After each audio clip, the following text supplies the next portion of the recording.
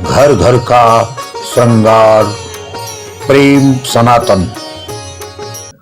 हमारा जो आज का प्रसंग है वो भगवान नाम की महत्ता, जो महामंत्र है हरे कृष्ण कृष्ण कृष्ण हरे हरे, हरे कृष्ण कृष्ण कृष्ण हरे हरे। ये हम आपको कई बार बता चुके हैं कि ये महामंत्र है और ये महामंत्र इस लोक से लेके परलोक तक के सभी कामों को संवारता है। तो इसी महामंत्र का जाप करो, इसको कागज में लिखो, मन से जाप करो, इसमें अपनी ममता लगा दो, नाम में ममता लगा दो। क्योंकि अगर आपने इसको मान लिया कि ये महामंत्र ही हमारा कल्याण करेगा और ये परमात्मा का नाम है, आप इस बात को अच्छी तरह से अगर मान जाओगे तो ये आपका हो जाएगा। देखो, हम आपको एक बात बताते हैं, आपकी जेब में 10 रुपए है और 10 रुपए मेरी जेब में भी हैं, लेकिन मुझे उन्हीं 10 रुपयों की चिंता है जो मेरी जेब में है। आपकी जेब के पैसों की मुझे चिंता नहीं है, रुपए वो भी हैं, रुपए वो भी हैं। और किसी कारणवश मैंने वो 10 रुपए आपको अगर दान कर दिए तो फिर वो जो पैसे आपके पास गए हैं मुझे फिर उसकी चिंता नहीं, क्योंकि मैंने उसको अपना नहीं माना। तो मुख्य बात तो मानने से है कि हम अगर मानते हैं तो है और नहीं मानते हैं तो नहीं है। हम जो वस्तु भगवान को अर्पण करते हैं, कोई फूल अर्पण करते हैं, कोई पैसा अर्पण करता है, कोई फल अर्पण करता है और उसमें ये भाव रखता है कि ये फल मेरा है, मेरा खरीदा हुआ है, मैंने चढ़ाया है, ऐसा भाव अगर रखता है तो वो भगवान को नहीं चढ़ता। क्यों? इसलिए कि वो झूठा हो गया है, उच्छिष्ट हो गया है। वो झूठा क्यों हुआ? अपना मानने से। तो अपना मानने से हमने कौन सी गलती की? यही गलती की कि जो वस्तु हमारी नहीं है उसको हमने अपना मान लिया, ये गलती है। जो परमात्मा की दी हुई वस्तु है, कोई भी वस्तु, और हम दी हुई वस्तु को और फिर परमात्मा को अर्पण करते हैं तो उसमें भाव की मुख्यता होनी चाहिए, ममता की मुख्यता नहीं होनी चाहिए कि पैसा मेरा है, मैंने चढ़ाया है, मैंने दिया है। इससे वो अपवित्र हो जाता है, अशुद्ध हो जाता है और वो परमात्मा को नहीं चढ़ता। तो इसलिए मानना जो है वो सबसे पहले है कि हमने मानना है। इसी जिज्ञासु की स्थिति में हम वस्तु को भगवान को अर्पण करते हैं तो भगवान की वस्तु समझ के ही भगवान को अर्पण करना चाहिए।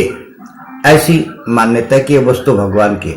हम नाम जपते हैं, नाम जप में 2 बातें हैं, या तो भगवान का हो करके नाम जपो, नाम जब जपते हैं तो भगवान का हो करके नाम जपो कि मैं भगवान का हूं तब मैं भगवान का नाम जप रहा हूं, या फिर ऐसा मानो कि भगवान मेरे हैं तब मैं भगवान का नाम जप रहा हूं।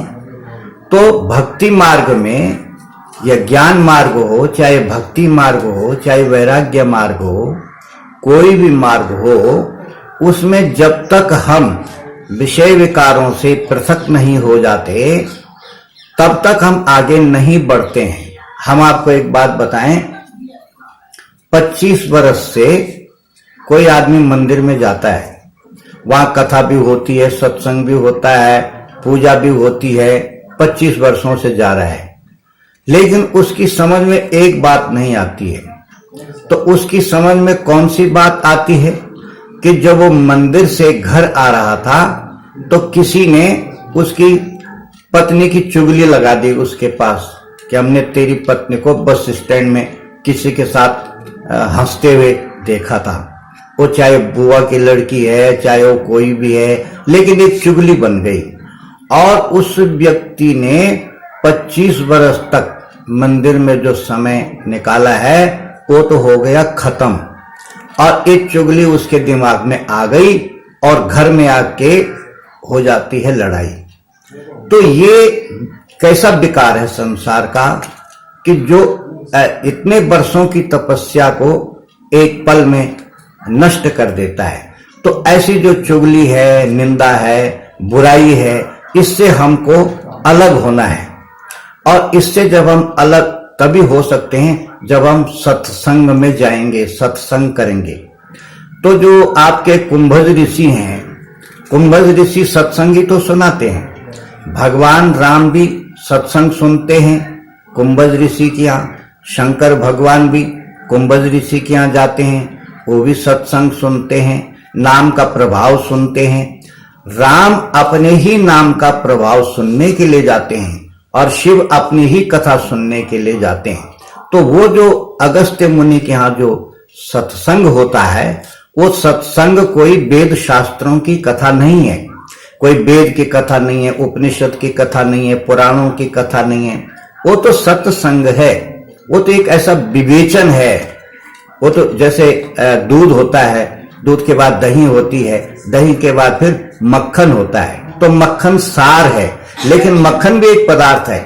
सत्संग में वो एक ऐसा विवेचन है जिसका कोई ठिकाना नहीं, उसको हम कैसे समझ सकते हैं। तो उस सत्संग को सुनने के लिए, उस भगवान के नाम की महिमा को, सार को सुनने के लिए अगस्त्य मुनि के यहाँ जाते हैं सत्संग में। तो जब तक हम सत्संग में नहीं जाएंगे या सत्संग नहीं करेंगे, तब तक ये विषय विकार हमारे अंदर से दूर नहीं होंगे। तो श्री कृष्ण गोविंद हरे मुरारे, हे नाथ नारायण वासुदेव, हरे कृष्ण कृष्ण कृष्ण हरे हरे, हरे कृष्ण कृष्ण कृष्ण हरे हरे। बोलो भक्तवत्सल भगवान की जय।